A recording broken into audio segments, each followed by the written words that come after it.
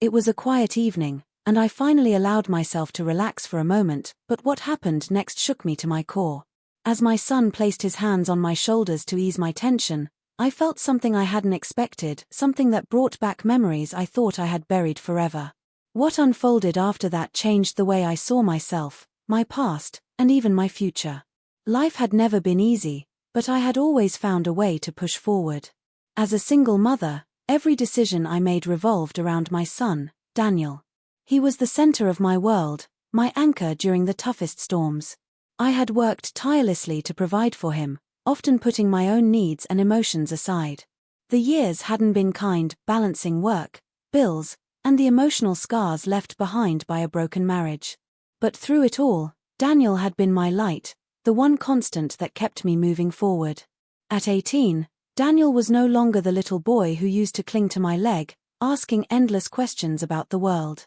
He had grown into a thoughtful young man, perceptive in ways that sometimes took me by surprise. He had a way of noticing things, my tired eyes, the way I winced when my back ached after a long day, or the subtle sadness I thought I had hidden well. "Mom, you're always pushing yourself too hard," he would say, his voice filled with concern. Despite the challenges, there were moments of peace, small pockets of time where I could breathe and let go of the weight I carried. Those moments were rare, but they reminded me why I kept going. It was during one such evening that everything began to shift. The house was quiet, the soft hum of the television filling the background as I busied myself with folding laundry. My back ached, a dull, persistent reminder of years spent bending over, working tirelessly to make ends meet. Daniel noticed, as he always did. "Mom, sit down," he said, his tone firm yet gentle. "You never take a break. Let me help you." Before I could protest, he took the laundry basket from my hands and guided me to the worn armchair by the window. "You need to take care of yourself," he added, his voice filled with an earnestness that made my chest tighten.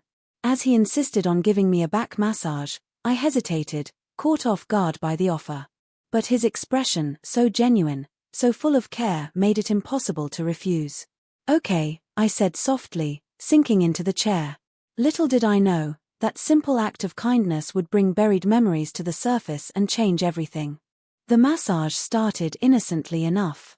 Daniel's hands rested gently on my shoulders, his touch hesitant at first, as if testing the waters.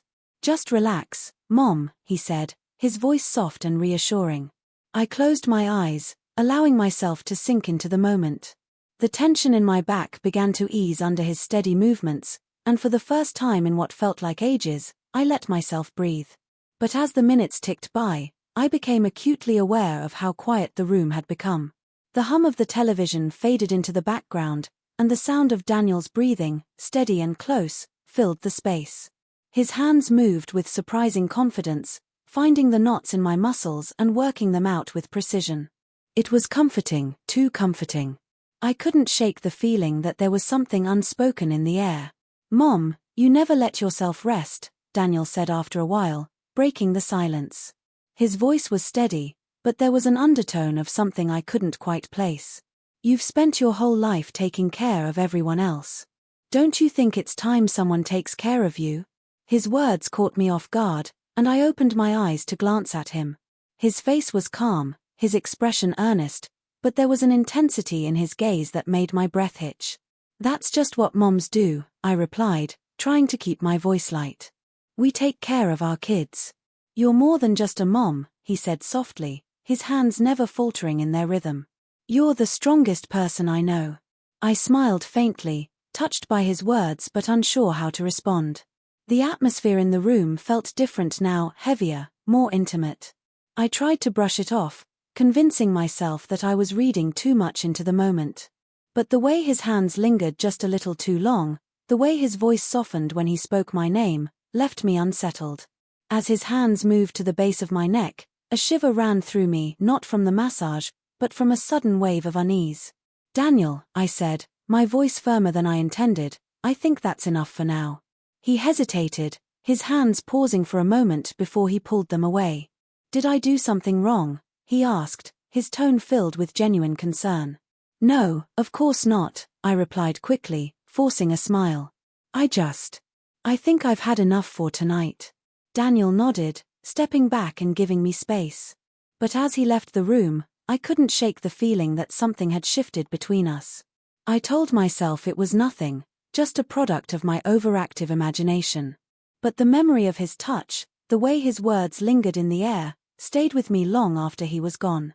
The next few days were strained, though I tried to act like nothing had changed. Daniel, perceptive as ever, seemed to notice. He asked if I was okay, his voice filled with the same concern that had always made him such a thoughtful son. "I'm fine," I assured him, but the words felt hollow. One evening, as I sat in the kitchen, lost in thought, Daniel walked in and placed a cup of tea in front of me. "You've been quiet," he said, his tone gentle but probing. "Is something bothering you?" "No, sweetheart," I said, forcing a smile. "I'm just tired." He didn't look convinced, but he didn't press further. Instead, he sat across from me, his gaze steady. "You know you can talk to me, right?" he said softly. "About anything." His words were meant to reassure me, but they only heightened the unease I had been feeling. There was a sincerity in his voice, a warmth that should have been comforting but instead left me feeling exposed. "I know," I said finally, my voice barely above a whisper. That night, as I lay in bed, my thoughts raced. I couldn't ignore the growing tension between us, the way his presence seemed to fill the room in a way it hadn't before. I told myself it was all in my head, a product of stress and exhaustion. But deep down, I knew that wasn't the truth. Something had changed, and I wasn't sure how to handle it. The days that followed were a mix of confusion and denial. I kept telling myself that the unease I felt was misplaced, a fabrication of my own tired mind. But no matter how hard I tried, I couldn't shake the tension that had taken root in the air between us. It was subtle, barely perceptible, but it was there, a current that hummed beneath every interaction. One evening, as I sat on the couch flipping through an old family album, Daniel came into the room and sat beside me. "What are you looking at?" he asked, his voice warm and curious. "Just old photos," I replied, holding up a picture of him as a toddler, his cheeks chubby and his smile wide. "You used to be so small." He chuckled, leaning closer to get a better look. "And you used to have so much energy," he teased, nudging me gently. His shoulder brushed against mine, and I felt a flicker of warmth that left me momentarily breathless. "Very funny," I said, shaking my head with a smile. But as I turned the page, I became acutely aware of how close he was. His arm rested casually on the back of the couch, just behind me, and I could feel the faintest hint of his warmth. It was innocent, or at least it should have been. Yet, there was something about the way he lingered, the way his voice softened when he spoke to me, that set my nerves alight. "Mom," he said after a moment, his tone quieter now, almost hesitant. "Can I ask you something?" "Of course," I replied, glancing up at him. His expression was thoughtful, his eyes searching mine. "Do you ever feel like you've given so much to other people that there's nothing left for yourself?" he asked. The question caught me off guard, and I hesitated, unsure of how to respond. "I think that's just part of being a mom," I said finally, my voice soft. "You learn to put others first. But don't you ever feel like you deserve more?" he pressed, his gaze steady. "Like you've earned the right to be happy?" His words hit me harder than I expected, and I looked away, my throat tightening. "Sometimes," I admitted, barely above a whisper. "But life doesn't always work that way." "You deserve it, though," he said, his voice filled with a quiet intensity. "More than anyone I know." I turned to face him, and for a moment, the world seemed to fade away. His eyes were locked on mine, filled with a depth of emotion that left me speechless. The air between us felt heavy, charged with something I couldn't name but couldn't ignore. "Daniel," I began, my voice trembling, "you don't have to worry about me. I'm fine." "You're not," he said softly, shaking his head. "I can see it, even if you don't want to admit it. You've spent your whole life giving everything to me, to others, and it's not fair. You deserve someone to take care of you for once." His words left me reeling, and I looked away, my heart pounding in my chest. "That's not your job," I said firmly, though my voice wavered. "I'm the parent, not you." "I know," he said, his voice barely above a whisper. "But I can't just stand by and watch you carry everything on your own." He reached out then, his hand brushing against mine. The contact was brief, fleeting, but it sent a jolt through me that left me frozen in place. My breath hitched as I turned to look at him, his eyes filled with an intensity that both unsettled and intrigued me. "Daniel," I said softly, my voice trembling, this isn't." "I know," he interrupted, his voice firm but gentle. I want you to know that you're not alone. That I'm here for you, no matter what." His words hung in the air, heavy and unspoken. I wanted to pull away, to create distance and re-establish the boundaries that had always been there. But my body betrayed me, rooted in place as my mind raced with conflicting emotions. The moment stretched on, the silence between us deafening. Finally, I stood, my movements abrupt and unsteady.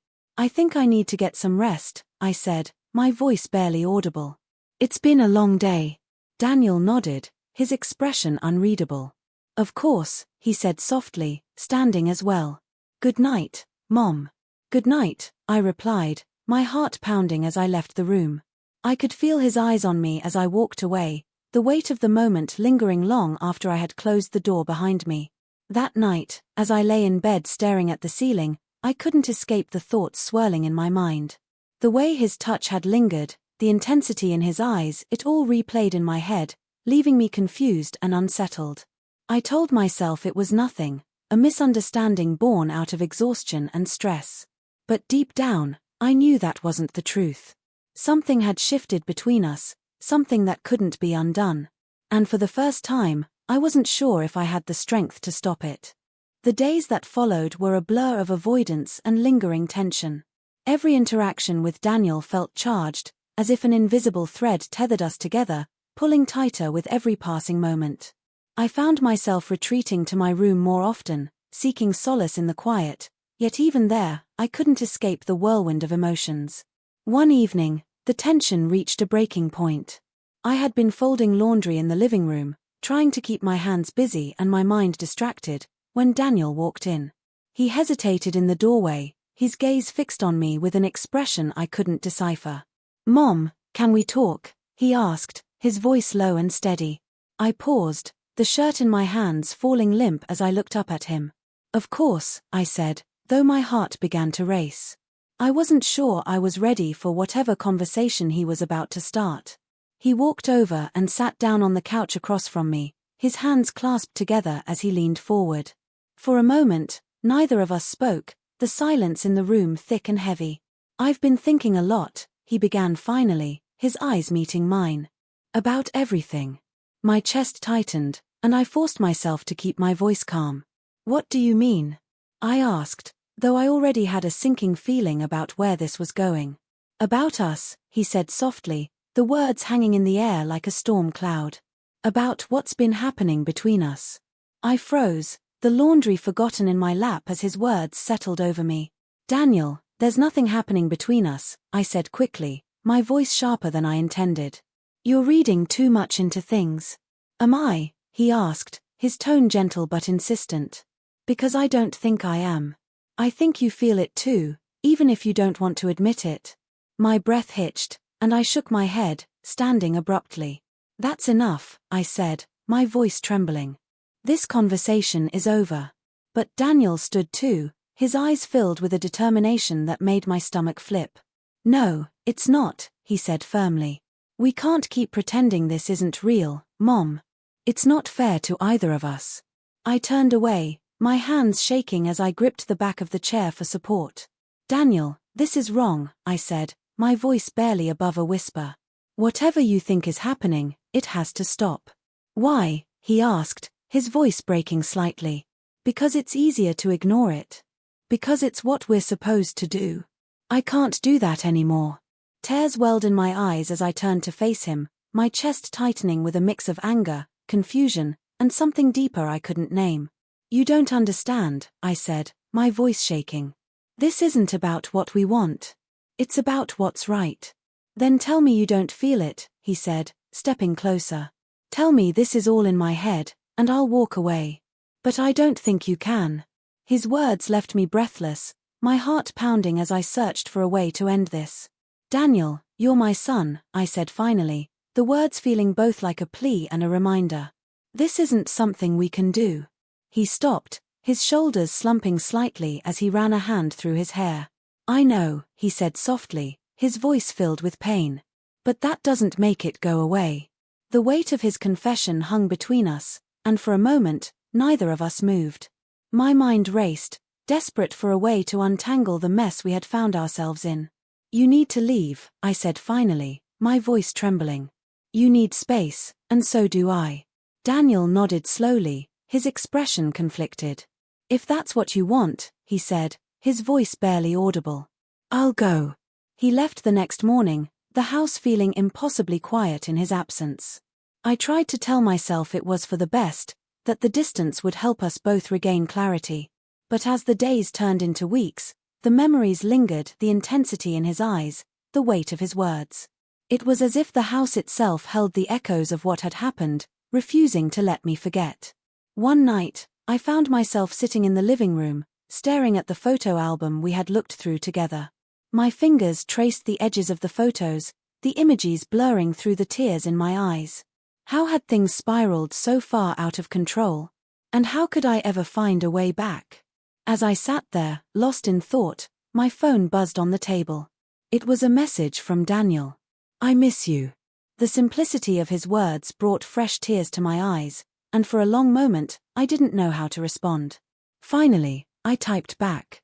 I miss you too. But we need time. The days that followed were difficult, filled with moments of doubt and regret. I threw myself into work, into routines, trying to distract myself from the ache in my chest. But the truth was, there was no escaping what had happened. It had left a mark on me, one I wasn't sure would ever fade. One evening, as I stood in the kitchen washing dishes, I caught a glimpse of my reflection in the window. The woman staring back at me looked tired, worn down by the weight of her own choices. But there was also a glimmer of something else, resolve. I knew that the road ahead would be difficult, that healing would take time. But for the first time, I felt a small spark of hope that I could find my way through it. The days following Daniel's departure were some of the loneliest I had ever experienced. The house felt empty without him, the silence pressing down on me like a weight I couldn't escape. I had hoped that the distance would bring clarity, that time apart would allow us both to regain perspective. But instead, it left a void I wasn't sure how to fill. I threw myself into routine, hoping the distractions would ease the ache in my chest. Work became my refuge, a way to keep my mind busy and my thoughts from wandering. But no matter how hard I tried, I couldn't stop replaying our last conversation in my head. The pain in Daniel's eyes, the way his voice trembled as he confessed his feelings, it was all burned into my memory. My husband, oblivious to the turmoil beneath the surface, continued on as if nothing had changed. You've been quiet lately, he remarked one evening as we sat at the dinner table. Everything okay? I'm fine, I replied, forcing a smile that didn't reach my eyes. Just tired. He seemed satisfied with the answer, but his words lingered long after the conversation had ended. Was I really fine? Could I ever be fine again after what had happened?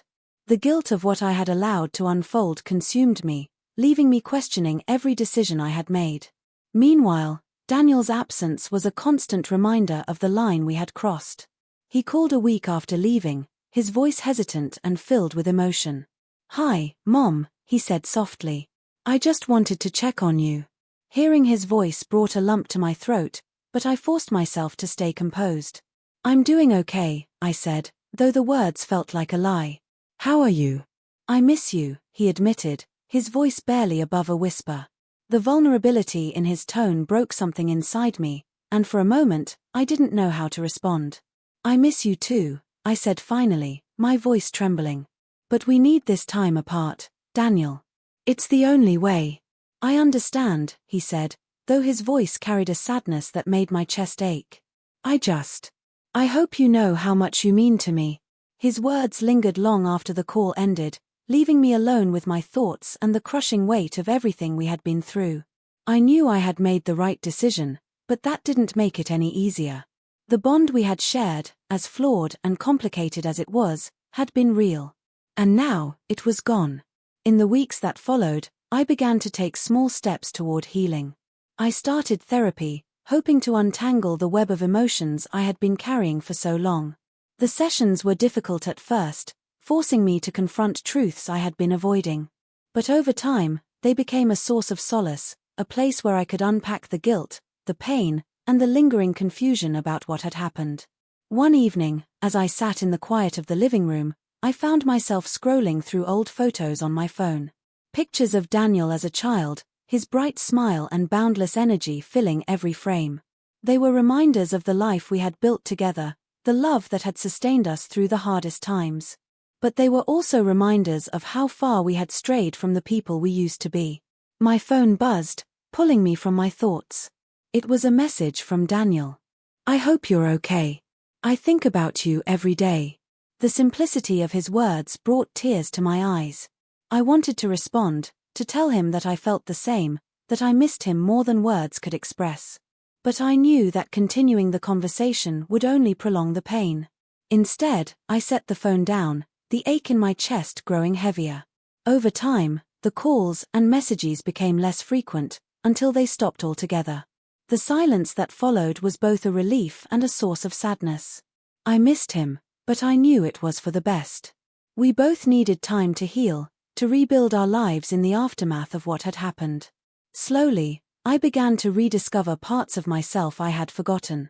I started painting again, a hobby I had abandoned years ago, and found joy in the simple act of creating.